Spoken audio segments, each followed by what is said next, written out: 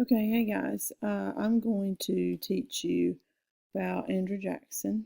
I'm sorry I can't be with you, but I have the flu.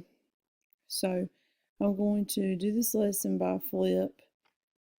Just don't forget that you also have a test on Wednesday, and that will still happen on Wednesday, okay, regardless. All right, essential questions. Identify the corrupt bargain. In what ways was Jackson cruel to the Native Americans? And why does Jackson despise the bus?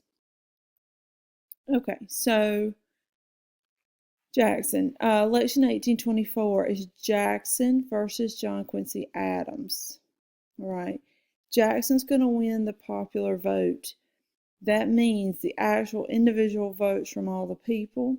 So if you add up all the people's votes, Jackson will win. Okay.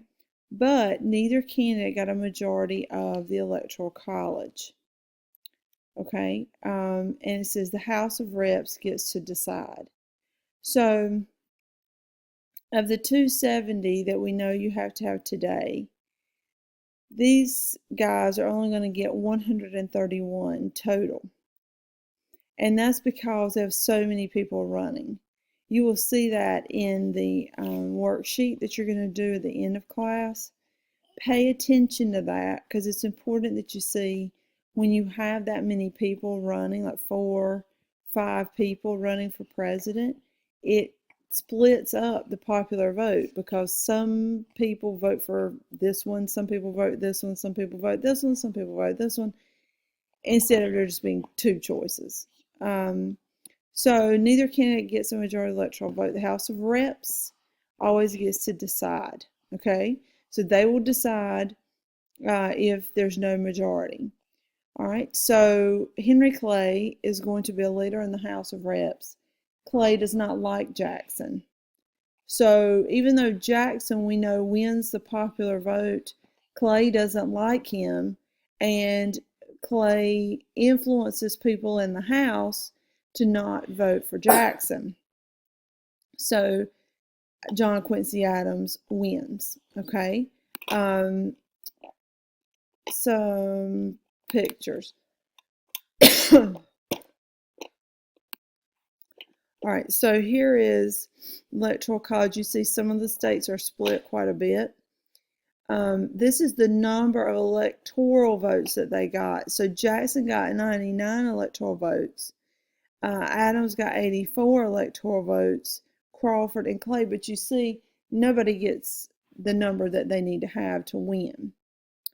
Okay, and again, this is what happens when you have basically one party running 4 people.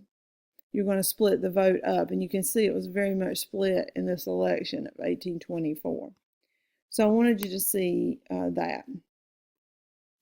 When Clay in the House of Representatives helps Adams win over Jackson, who won the popular vote, Jackson calls this a corrupt bargain. So that's what it says here. Jackson wins the popular vote, but not the electoral, and the House decides. Clay, Speaker of the House, hates Jackson, so he influences his people to vote for Quincy Adams.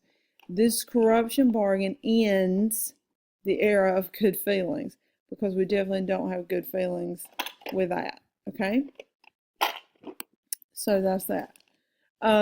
So corrupt bargain. It says in protest, like we're having protesters after the 2016 election.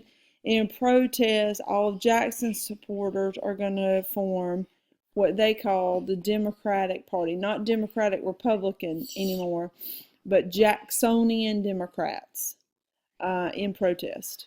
All right, so voting restrictions are eased by the time of the next election. Okay, you need to remember that now you do not have to own property in order to vote. However, you do have to be male and white male. So they get rid of the property requirement, which is helpful to many in franchising more people, giving them the right to vote. All right, so that was 1824. So we have Quincy Adams for 4 years. Jackson runs again in 1828. I should say something about Quincy Adams here. Where is it? Right here. Okay, two interesting facts. One is that John Quincy Adams is the son of John Adams, who was our second president. Quincy Adams here will be our sixth president. And that's kind of cool because it's the first father-son duo. You'll see that again, but it'll take a long time with George Herbert Walker Bush, H.W. Bush, and who was president in the late 80s after Reagan, and to the 90s, and then his son, George W. Bush, who was elected in 2000. So we only have two sets of father-sons to become president. The other interesting thing about Quincy Adams is that his wife was born in London, England. Her mother was English. Her father was an American ambassador. You will not see a first lady born in another nation again from Quincy Adams' wife, which I think her name was Louisa, to all the way to today with Melania Trump, soon to be First Lady. She's from Slovenia. So it takes a long time to have a First Lady born of another country also. It's kind of interesting. Okay, so 28, Jackson runs again. As a common man, he wins by a landslide, okay? Characteristics of him. You need to know he is a president from the West. Now, West, not like we think about, but the Western outreaches of this nation that we have so far. He was orphaned as a child, no formal education, so he truly is the common man. He's a brawler. He's got bullets in his body. He's an Indian fighter, as you know, war hero, War of 1812, Battle of New Orleans. He battles the Seminoles down in Florida. He's just interesting, okay? So, what comes? What are we eating when Daddy and Kobe and Carter get out? I don't know. I'll tell you in a minute. All right, so spoil system. Here's the spoil system, which Jackson's going to bring in. It says the Democrats transform the party structure. You have emergence of professional politicians. And when Jackson becomes president, Martin Van Buren becomes Secretary of State. Rewarding followers with government jobs becomes known as the spoil system. So to the victor go the spoils. That's where it gets its term here. And they're kind of poking fun at Jackson with riding a pig. Not for riding a pig. They're poking fun at him in this drawing, putting him on a pig instead of on a horse, because he's sort of lost his dignity here by putting folks in office that shouldn't be there. So that's what it says here, spoil system, firing of government workers when the president comes in, that is there from previous presidents, and instead of bringing in your buddies. There's nothing wrong with bringing in people you're close to, as long as they're experts in whatever job you're putting them in. With Jackson, none of his friends were experts at anything except drinking and such, and so they're going to cause a lot of problem. It says he provides, though, he's known for providing a greater democracy to the commoner. I mean, he's going to open the door for the common man, which is a lot of what people are saying about Donald Trump. However, women and minorities are still ignored, not given rights, not even acknowledged. Okay? All right, so that's that. Bad things. So Jackson, not a fan of Indians. I've already mentioned that. He fought them most of his career. He's going to support the Indian Removal Act of 1830, which leads to the Trail of Tears in 1838. So it takes 8 years to move all of the Native Americans or get the process going. That's government for you. He hates the Indians, does not want them mixed into society. Congress passes this act to move the Indians, specifically the Cherokee in western North Carolina and in Georgia, out to Oklahoma, which they're going to call Indian Territory. They're going to set it up as a reservation for the Indians. The Cherokee take this issue to the Supreme Court and they win. So they win a case, Worcester versus Georgia, that says that the government cannot take them off of their land and move them. Jackson does not care.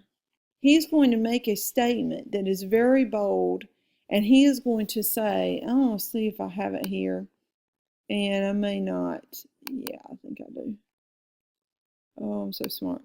All right, so John Marshall Jackson is going to say about the Supreme Court Chief Justice, John Marshall has made his decision about Worcester versus Georgia.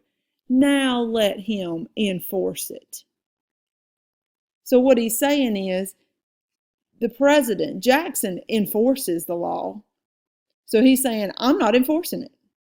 Marshall can make all the decisions he wants to in the Supreme Court, but I'm not enforcing it. I'm going to do what I want to do.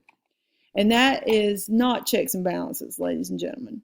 So he's defying that, not going to carry out what the Supreme Court says. We'll get a very bad reputation for this, even relegated to like trying to be a king or a dictator.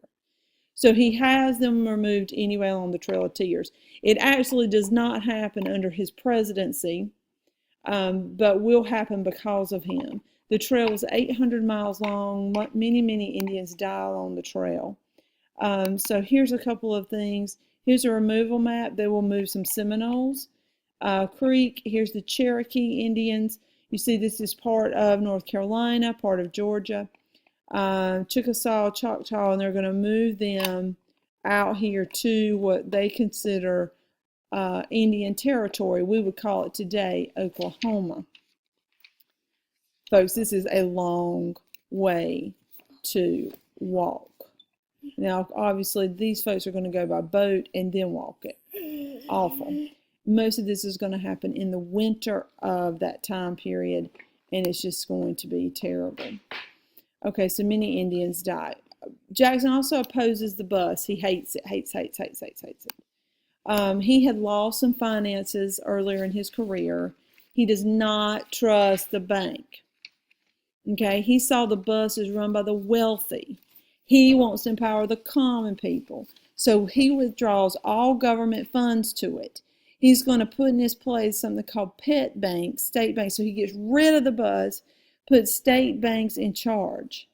And he issues a specie circular, which is gold or silver specie that was acceptable for payment of land. So we've got states running the banking system now. So that'll be different in every state.